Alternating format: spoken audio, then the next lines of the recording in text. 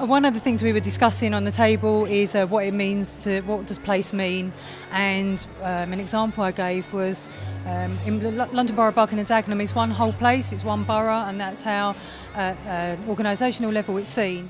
We were talking about systems coming in and trying to find ways of working with these communities, and actually you couldn't use one system for both areas because it just wouldn't work. They have very different views and outlooks on what it means to be in that community. One of the things that we're working on is building more age-friendly communities. We think it's important that all of the things that happen in a place are inclusive and welcoming for older people and help people of all ages get the most out of that place. So I'm really interested in this whole topic of place-based working to see if that is one of the ways that we could as a society build more age-friendly, more inclusive, more welcoming communities.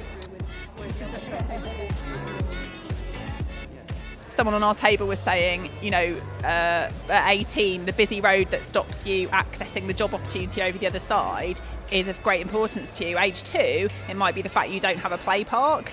So I guess it's those kind of sort of things that people need to think about. More of a life course approach maybe, in connection to place. I think one of the challenges that we have around the conversation today, which is all about the power of place and place-based approaches, is that these conversations are not new. We've been having these conversations for at least 20 or 30 years. I think back to the National Strategy for Neighbourhood Renewal and New Deals for Communities and the other programs around at the time, like Employment Action Zones or Health Action Zones or the Healthy Communities Programme, which were all about place-based working.